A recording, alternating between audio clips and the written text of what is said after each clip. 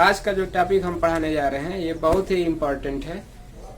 ठीक है, तो इसमें क्या पढ़ना है, प्रिज्म के पदार्थ का अपवर्तनांक पढ़ना है। तो प्रिज्म के पदार्थ का अपवर्तनांक तब पढ़ना है जब न्यूनतम विचलन होता है प्रिज्म से। तो यहाँ पे देखें, ए जो है प्रिज्म कोण है और डेल्टा एम जो है ये विचलन कोण है। तो न्यूनतम विचलन की स्थिति में प्रिज्म के पदार्थ का अपवर्तनांक क्या होता है, तो म्यू जो होता है प्रिज्म के पदार्थ का अपवर्तनांक के लिए ये सिंबल है। इसको ऐसे भी दिखा सकते हैं ए म्यू जी, क्योंकि और इसको साधारणतः म्यू से दिखाया गया है। किसी भी पदार्थ का अपवर्तनांक जो होता है वाई के सापेक्ष ही नापा जाता है, एफ आर एयर। ठीक, तो इस तरह से ये जो है यहाँ पे प्रिज्म कोण है और डेल्टा एम जो है ये विचलन कोण है। तो न्यूनतम विचलन की स्थिति में क्या करना है, प्रिज्म के पदार्थ का अपवर्तनांक हमें ज्ञात करना है। तो देखा जाए, पहले हम प्रिज्म से न्यूनतम विचलन दिखा दें, उसके बाद प्रिज्म के पदार्थ का अपवर्तनांक ज्ञात करते हैं। तो साफ सुथरा इसमें दिखे, इसलिए जो प्रिज्म बनाया जाएगा वो थोड़ा सा बड़ा बनाया जाएगा। तो ये प्रिज्म का मान लेते हैं मुख्य परिच्छेद है ए बी सी और ये ए प्रिज्म कोण है। तो इस पे क्या करेंगे, एक कड़ी प्रकाश लेंगे, एक रंग का प्रकाश लेंगे और इस पे ऐसे आपतित करेंगे। तो ये हो गया आपका पी क्यू आपतित किरण, या यहाँ पे अवलंब डाल देंगे ऐसे। तो किरण ऐसे जाना चाहिए, ऐसे नहीं जाएगी बल्कि ऐसे जाएगी और प्रिज्म के आधार के समांतर जाएगी, क्योंकि हम न्यूनतम विचलन की स्थिति में बात करें। न्यूनतम विचलन की स्थिति में जो होती है अपवर्तित किरण, ये जो क्यू आर होगा वो प्रिज्म के आधार के समांतर होनी चाहिए। ठीक, तो यहाँ पे क्या करेंगे, ऐसे अवलंब डालेंगे यहाँ पे भी और इसको ये आर दिखा लिया। ठीक है, तो इस किरण को ऐसे जाना चाहिए, ऐसे नहीं जाएगी, क्योंकि अब देख रहे हैं ये सघन से विरल में जा रहा है, तो अवलंब से दूर हटेगा, इधर आएगा। ठीक, तो न्यूनतम विचलन की स्थिति में जो ये आपतन कोण हो गया आई और जो निर्गमन कोण आर आई टू दिखा रहे थे, यहाँ पे आई वन दिखा रहे थे, आई टू दिखा रहे थे दूसरे वीडियो में। तो यहाँ पे हम आई दिखाएंगे, क्योंकि आपतन कोण और निर्गमन कोण बराबर होते हैं न्यूनतम विचलन की स्थिति में। ठीक, तो ये जो होगा आई हो जाएगा। और यहाँ पे दिखाया गया था कि अपवर्तन कोण आर है, तो यहाँ भी आर होगा, क्योंकि किरण इसके समांतर है। ठीक, तो इसको थोड़ा सा हम ऐसे पीछे बढ़ाएं, तो इसको भी पीछे ऐसे बढ़ाएं, तो यहाँ पे मान लेते हैं ओ पे मिलता है। ये देखें हम, ये निर्गत किरण आर एस है, तो इसको हम पीछे बढ़ाएं, पीछे की दिशा में ऐसे बढ़ाते हैं और आपतित किरण को आगे की दिशा में बढ़ाते हैं, तो कहीं ये मिलते हैं। तो यहीं पे क्या होता है, विचलन होगा। तो न्यूनतम विचलन की स्थिति यहाँ पे जो कोण बनेगा, विचलन कोण बनेगा, तो इसको हम न्यूनतम विचलन दिखाएंगे, क्योंकि न्यूनतम विचलन की स्थिति वाली ये बात है। तो ये इसको डेल्टा एम से दिखाएंगे, यहीं पे न्यूनतम विचलन कोण मिल जाएगा। आपतित किरण को आगे की दिशा में, निर्गत किरण को पीछे की दिशा में बढ़ाने पे जो कोण बनेगा वो विचलन कोण होगा। क्योंकि यहाँ पे न्यूनतम विचलन हो रहा है, तो न्यूनतम विचलन को डेल्टा एम दिखा दिया गया। ठीक, अब देखें ये पूरा आई है, तो ये पूरा आई होगा। शीर्षाभिमुख कोण से पूरा आई है, तो ये पूरा आई होगा। शीर्षाभिमुख कोण से पूरा आई और इतना आर है, तो इतना क्या होगा, आई माइनस आर होगा। ये पूरा आई है यहाँ से यहाँ, तो इतना आर है, तो इतना क्या होगा, आई माइनस आर होगा। और इसको ओ डबल डैश सॉरी ए ओ डैश मान लेते हैं सिर्फ। ठीक, तो देखें इसमें ओ और ओ डबल डैश सॉरी ओ है और ये ओ डैश है। तो इसमें ऐसे हम लगाएंगे, इसमें सब सारा चीज देखा जाएगा। तो इसमें पहले देखें एक चतुर्भुज बनेगा, जैसे ए क्यू ओ आर एक चतुर्भुज है। ये देखें ए क्यू ओ आर एक चतुर्भुज है। इसमें एक त्रिभुज भी बन रहा है, कई त्रिभुज बन रहे हैं, बट इस त्रिभुज से काम है, क्यू आर ओ से काम चल जाएगा हमारा। तो इसी से हम क्या करेंगे, अब निकाल लेंगे और एक त्रिभुज और देखेंगे क्यू ओ डैश आर में। ठीक है, तो बस इसी त्रिभुज में से कुछ ज्यामिति का उपयोग करके हमारा ये चीज जो होगा प्रूफ हो जाएगा। तो सबसे पहले यहाँ पे हम थोड़ा स्नेल का नियम लगाएंगे, क्योंकि प्रिज्म के पदार्थ का अपवर्तनांक निकालना है। तो स्नेल का नियम क्या है, जब प्रिज्म से बस किसी भी मतलब पारदर्शी माध्यम में कहीं जब अपवर्तन होता है, तो वहाँ पे आपतन कोण की ज्या और अपवर्तन कोण की ज्या का अनुपात एक नियतांक होता है, इसे माध्यम 1 के सापेक्ष माध्यम 2 का अपवर्तनांक कहते हैं।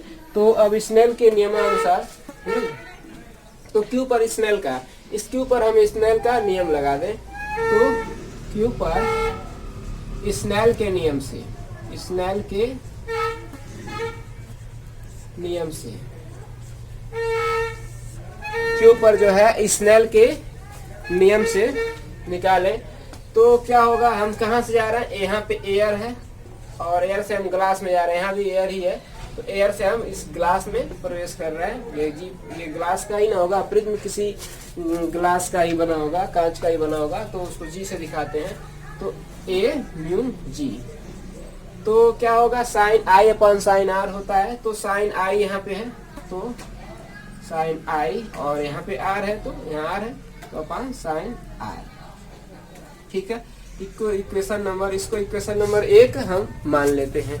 अब यहाँ पे आई और आर का देखें, ऐसे ही प्रूव करना है, तो बस देखिए, और हम साधारणतः ए म्यू जी को हम सिर्फ म्यू से दिखाएं, तो म्यू बराबर क्या होगा, sine i upon sine r. Equation number इसको 1 मान लेते हैं।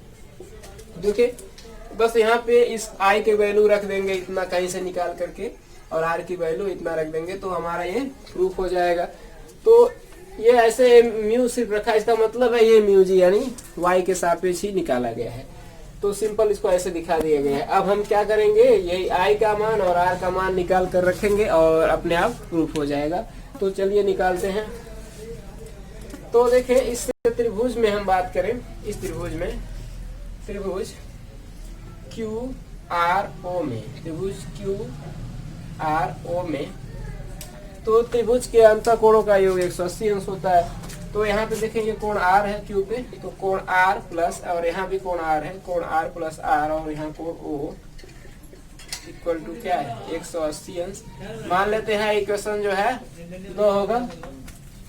ठीक है, अब यहाँ पे देखें, इस वाले मतलब चतुर्भुज में आ जाए, जैसे चतुर्भुज कह सकते हैं, चतुर्भुज ए क्यू ओ आर ए में ऐसे एक चतुर्भुज बन रहा है, फिर यहाँ पे आकर के ही, तो इसमें हम देखें जो सम्मुख कोण होते हैं यानी अपोजिट एंगल होते हैं, यानी कि ये कोण और ये कोण क्या होंगे, इनका योग जो होगा 180 अंश होगा, क्योंकि ये चतुर्भुज की परिभाषा से। तो ए प्लस उसकी प्रॉपर्टी से ए प्लस कोण ए प्लस कोण ओ इक्वल टू क्या होगा, 180 अंश होगा।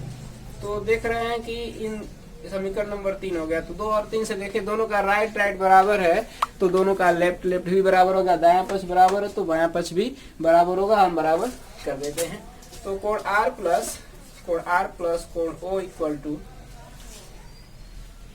कोण ए प्लस कोण ओ, तो कोण ओ कैंसिल हो जाएगा, तो ये कोण हटा दें तो क्या होगा, ये कोण छोड़ दें तो ये आर प्लस आर, और ये कोण छोड़ दें तो ए मिल जाएगा। तो ये 2r बराबर क्या होगा, ए होगा, यानी कि r बराबर a/2 होगा। इक्वेशन नंबर इसको हम 4 मान लें। अब क्या करें, ये हम न्यूनतम विचलन कोण को देखें, इस त्रिभुज में आ जाएं। किस त्रिभुज में आते हैं, इस त्रिभुज क्यू ओ डैश आर में। तो यह जो डेल्टा एम है यानी कि जो न्यूनतम विचलन कोण है, ये क्या है, बहिष्कोण है इस त्रिभुज का। क्यू ओ डैश आर का बहिष्कोण है, और इसके अंतःकोण क्या है, यहाँ पे है। तो जो बहिष्कोण होता है वो त्रिभुज का जो बहिष्कोण होता है सुदूर अंतःकोणों के योग के बराबर, इन दोनों के योग के बराबर क्या होगा, ये डेल्टा एम होगा। तो डेल्टा एम बराबर हम लिख सकते हैं, डेल्टा एम बराबर हम लिख सकते हैं I minus R plus I minus R. तो यहाँ पे क्या हो जाएगा, ये 2i हो जाएगा माइनस 2r हो जाएगा, ये जुड़ जाएगा, r जुड़ जाएगा, माइनस में जुड़ जाएगा डेल्टा एम। अब देखिए r बराबर a बराबर 2r बराबर क्या है, a है, तो यहाँ पे a रख देंगे, यहाँ से 2r की जो वैल्यू होगी a यहाँ रख देंगे। ठीक है, तो डेल्टा एम इक्वल टू क्या होगा, 2i माइनस a होगा। तो यहाँ से हम क्या निकाल सकते हैं, 2i की वैल्यू निकाल सकते हैं, यहाँ आएगा तो प्लस हो जाएगा डेल्टा एम प्लस ए। यहाँ से i की जो वैल्यू हमारी निकलेगी वो क्या होगी, डेल्टा एम प्लस a/2 होगी। इक्वेशन नंबर 5 मान लें। तो i और r का मान हम इस समीकरण 1 में हम रख लें। तो चलिए आइए यहाँ पे हम रखते हैं म्यू बराबर साइन आई की जगह क्या रखना है हमें, delta M plus A by two. तो delta M plus A by two upon sine R है, आर की जगह में क्या रखना है, ए बाई टू। इस तरह से ये क्या हो गया, प्रिज्म के पदार्थ के अपवर्तनांक का जो सूत्र हो गया ये प्रूफ हो गया। अब इसमें एक महत्वपूर्ण केस है, अगर प्रिज्म पतला हो तब उसके लिए क्या होगा, तो उसको भी देख ही लिया जा रहा है। ठीक है, तो इस सबको हम मिटा देते हैं।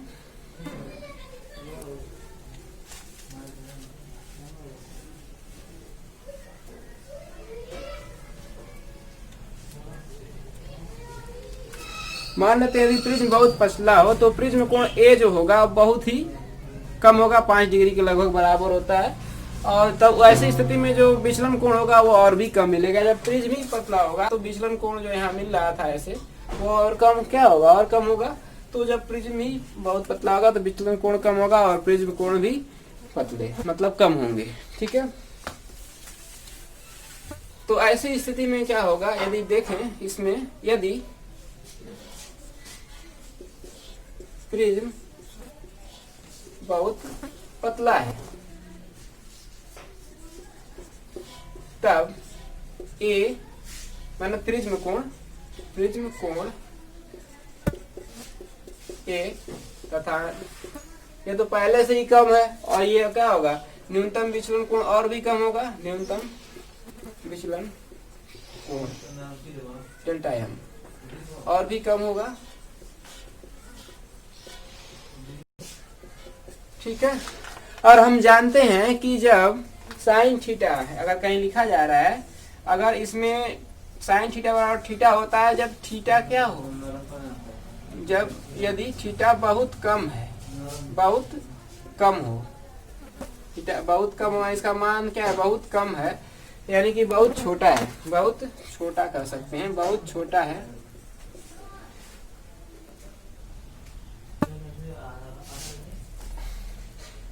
यहाँ पे और भी छोटा होगा, छोटा लिख दे तो अच्छा रहेगा, और भी छोटा होगा।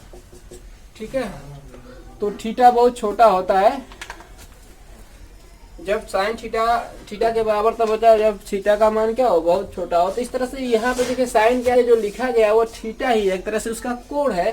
तो ये सब बहुत ही कम है। फिर देखिए ए भी कम है, डेल्टा एम भी कम है, और फिर 2 से भाग दे रहे हैं तो और भी कम हो जाएगा, तो बहुत कम होगा। तो साइन जो होगा इसके ही बराबर, साइन थीटा के बराबर हो जा रहा है। उसी तरह से sine A plus delta M by two जो होगा, A plus delta M by two के बराबर हो जाएगा, साइन ए बाई टू के बराबर हो जाएगा, क्योंकि ये बहुत कम है, फिर 2 से भाग दे रहे हैं तो और भी कम हो जाएगा। तो ऐसी स्थिति में क्या होगा, sine A plus delta M by two, sorry इतना बाई टू इक्वल टू क्या होगा, A plus delta M by two होगा, और साइन ए बाई टू जो होगा ए बाई टू होगा।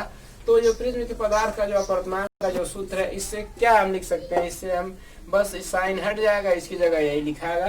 तो आइए लिख कर देखते हैं क्या क्या मिलता है।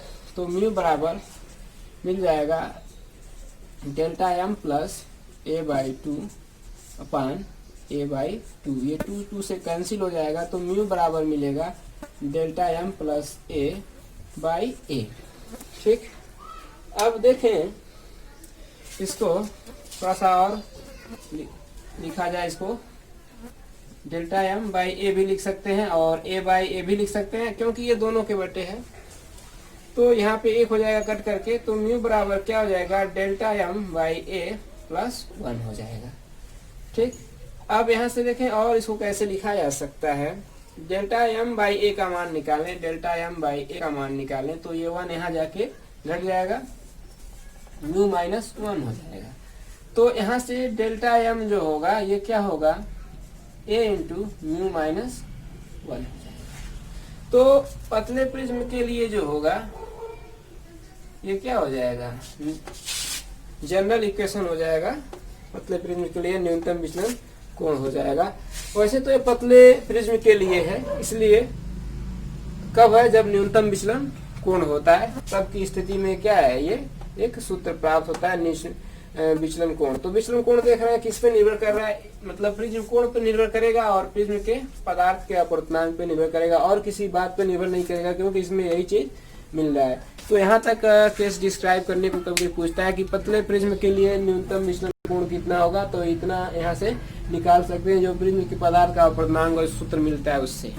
ठीक, तो इस तरह से ये पूरा कंप्लीट हो जाता है और ये बहुत ही इम्पोर्टेंट है। फिर इसके बाद जो होगा आगे का जो वीडियो होगा, फिर इसके बाद जो आगे का टॉपिक है वो हम पढ़ाएंगे, वर्ण विक्षेपण क्षमता है। ठीक है, और वर्ण विक्षेपण क्या होता है, जैसे इंद्रधनुष बनता है, तो सारा चीजें आगे देखा जाएगा, वो भी बहुत ही इम्पोर्टेंट है। और इसमें केवल हम, क्योंकि बोर्ड के एग्जाम नजदीक आ गए, तो जितना इम्पोर्टेंस है जो पूछते हैं बोर्ड में वही केवल हम यहाँ पे डिस्क्राइब कर रहे हैं, और कोई चीज नहीं छोड़ेंगे, जो जो पूछेगा वो सारा चीज हम डेली अपलोड करेंगे।